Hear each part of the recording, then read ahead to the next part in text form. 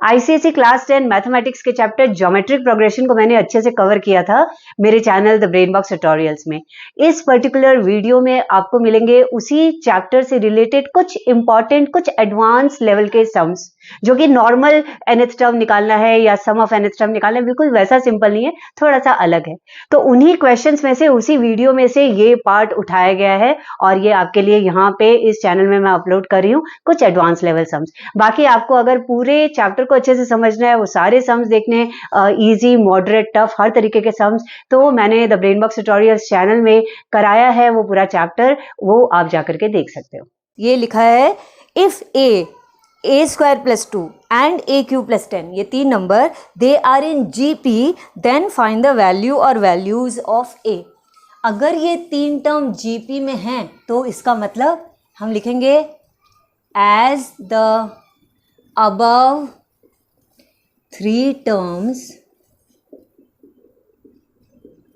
are in GP। GP में इसका मतलब दोनों का कॉमन रेशियो तो सबका सेम होना चाहिए, तो therefore second term upon first term is equal to third term upon second term, यानी दोनों का कॉमन रेशियो सेम।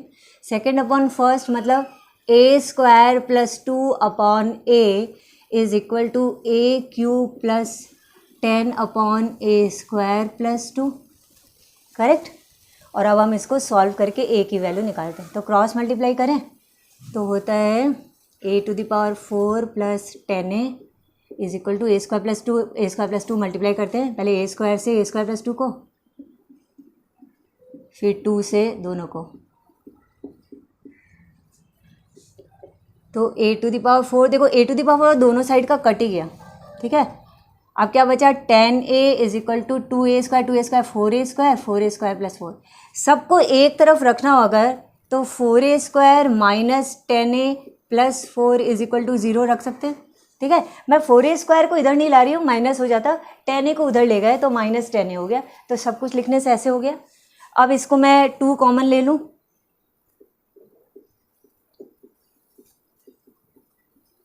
और इस 2 को उधर भेजे तो 2a square minus 5a plus 2 is equal to 0.2, 0 हो जाता है। अब मैं इसका करती हूँ मिडिल टर्म फैक्टर, तो हमको मल्टीप्लाई करके चाहिए 2 2 जा 4 यानी प्लस 4 चाहिए मल्टीप्लाई करके, और मल्टीप्लाई करके प्लस 4 और प्लस या माइनस करके माइनस 5, तो 4 1 जा 4 ले, 4 प्लस 1 5 भी होता है, तो 2a square minus 4a minus a plus 2 is equal to 0, 2a common, a minus 2 minus 1 common, a minus 2 is equal to 0, a minus 2 common और बचा 2a minus 1 is equal to 0, तो either a minus 2 is equal to 0 यानी कि a is equal to 2, और 2a minus 1 is equal to 0 यानी a is equal to half. तो a की value 2 आ रही है, 2 या half, this is the answer. Okay, करते हैं अपना 7th सम। लिखा है if the 4th, 10th and 16th terms of a GP are x, y and z respectively, prove that x, y, z are in GP। ठीक है, तो हमको proof करना है x, y, z are in GP, यानी हमको actually क्या proof करना है, to prove that x, y, z अगर GP में मतलब y upon x is equal to z upon y, यही तो प्रूफ करना है। या फिर हम क्रॉस मल्टीप्लाई करें तो हमको प्रूफ करना है y square is equal to zx, ये हमको प्रूफ करना, y square is equal to zx proof करना है। हमको ये दिया हुआ है, टर्म नंबर 4 x है, टर्म नंबर 4 मतलब AR 4 minus 1 that is 3, AR cube is x, 10 term number 10 मतलब AR 10 माइनस 1 यानी AR to the power 9 is equal to y, और टर्म नंबर 16 मतलब AR 16 माइनस 1 पावर यानी 15 पावर दैट इज z। ठीक है, तो अब देखते हैं y स्क्वायर क्या होता है। y स्क्वायर मतलब AR to the power 9 multiplied by AR to the power 9, a into A square हो जाएगा, और R 9 9 ऐड होगा तो 18 यानी a स्क्वायर R 18, ये y स्क्वायर होता है। zx देखते हैं, तो zx is equal to a r to the power 15 multiplied by a r cube, a into A square और आर 15 और 3 ऐड करो 18 ही होता है, a square r to the power 18 दोनों सेम आ रहा है तो लिखेंगे as y square is equal to Z x, therefore x y z are in G P. ठीक है, तो जी पी में हो गए। तुम चाहो तो ऐसे भी प्रूफ कर सकते थे, वाई अपॉन एक्स वैल्यू निकाल लो, जेड अपॉन वाई पहले बाद में निकाल लो, देखोगे दोनों वैल्यू सेम है, वैसे कर लो, या Y square is equal to Z X कर लो।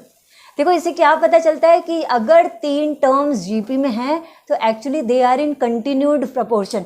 तुम लोगों ने किया है ना प्रपोर्शन वाला चैप्टर, कंटिन्यूड प्रपोर्शन में हम लोग ऐसे ही तो लिखते हैं। ठीक है, जो चीज़ ये ना कंटिन्यू होती जाती है, तो ये Y square is equal to Z X इसी तरीके से होता है कंटिन्यू, मतलब मिडिल टर्म जो होता है वो 2 बार लिखते हैं और एक्सट्रीम टर्म्स जो होते हैं वो मल्टीप्लाइड होते हैं, तो ये कंटिन्यूड प्रपोर्शन में होते हैं जीपी, ये भी इससे पता चलता है। ठीक है, थोड़ा सा कॉन्सेप्ट किस चैप्टर से बेस्ड है ये भी याद रखो, क्या पता एक एमसीक्यू जैसा आ जाए कि जीपी के जो होते हैं वो कंटिन्यूड प्रपोर्शन में होते हैं या सिर्फ प्रपोर्शन में होते हैं, तो you can clearly right by looking at it कि ये कंटिन्यूड प्रपोर्शन में होते हैं। ओके, करते हैं अपना नेक्स्ट सम। लिखा है the sum of first 3 terms of a GP is 39 upon 10 and their product is 1, find the common ratio and the terms. ठीक है, फर्स्ट 3 टर्म्स का सम जो है वो 39/10 है, तो लेट द फर्स्ट 3 टर्म्स भी, देखो अब जो 3 टर्म्स 4 टर्म्स 5 टर्म्स वाला जो फॉर्मूला दिया था ना वैसे हम लोग मान लेते हैं। लेट द फर्स्ट 3 टर्म्स भी, एक ए बाई आर, दूसरा ए और फिर ए आर, यही था 3 टर्म्स हो तो ऐसे मान लेते हैं। अब बोल रहा है अकॉर्डिंग टू द प्रॉब्लम, पहला बोल रहा है कि इन तीनों को ऐड करो अगर, तो आंसर 39/10 आता है, और दूसरा बोल रहा है अगर इन तीनों को मल्टीप्लाई करो तो आंसर 1 आता है। ठीक है, चलो दोनों को सॉल्व करते हैं। पहले मैं इसको सॉल्व करती हूँ क्योंकि आर आर कैंसिल हो रहा है। A cube is equal to 1 है, यानी कि ए हो गया cube root of 1 that is 1, तो हमको ए इससे पता चल गया 1 है। अब हम इस ए को इधर पुट कर देते हैं, तो putting A is equal to 1/r plus 1 plus 1 into R is equal to 39/10। R LCM आया 1 प्लस आर square is equal to 39/10। 10 plus 10r plus 10r square is equal to 39r। अगर सब लेफ्ट साइड में रखो तो 10r square minus 29r, sorry ये r square नहीं r है, ओके 39r इधर गया तो माइनस 39, तो minus 29r plus 10 is equal to 0। Okay, अभी कुछ कॉमन तो नहीं जा रहा, तो हम मिडिल टर्म फैक्टर करते हैं। 10 10 100 और 100 है और 29 है, तो 100 और 29 को हम कैसे सॉल्व कर सकते हैं। 25 इंटू 4 100 होता है और 25 प्लस 4 29 होता है, तो हम 25 और 4 ले लें, minus 25r minus 4r plus 10, यहाँ कॉमन जा रहा है 5r, अंदर बच रहा है 2r माइनस 5, यहाँ 2 कॉमन, अंदर बचा 2r माइनस 5, तो क्या बचता है यहाँ लिख दें 2r माइनस 5 और 5r माइनस 2, तो either 2r minus 5 is equal to 0, यानी या तो r होगा 5/2 और 5r minus 2 is equal to 0, यानी या r होगा 2/5। ठीक है, तो हमको पूछ रहा था कि find the common ratio and the terms, तो कॉमन रेशियो या तो 5/2 है या 2/5 है, तो हम दोनों से ही करेंगे, मतलब हम फर्स्ट 3 टर्म्स देखते हैं क्या होता है। तो मैं किसको रिमूव करूं, मैं इतने पार्ट को रिमूव कर देती हूँ एक बार। ठीक है, तो अगर r 5/2 है, if r is equal to 5/2 and a तो हमारा निकल गया था 1, ठीक है a 1 था, तो देयरफॉर a/r a और ar क्या होगा, a/r मतलब 1/5/2, a 1 है और ar क्या है, ar है 1 इंटू 5/2, यानी कि पहला नंबर 2/5 है, दूसरा 1 है, तीसरा 5/2 है। ठीक है, एक ये सीक्वेंस। और अगर R 2/5 है और A तो है ही 1, तो टर्म्स होगा A/R मतलब 1/2/5, A तो 1 है ही और ये 1 इंटू 2/5, यानी पहला नंबर 5/2, फिर दूसरा 1, फिर तीसरा 2/5। तो ये 3 टर्म्स होंगे, मतलब टर्म्स तो वही है, बस सीक्वेंस उल्टा है इनका, या तो 2/5 पहले है 5/2 बाद में, या उल्टा है 5/2 पहले 2/5 बाद में।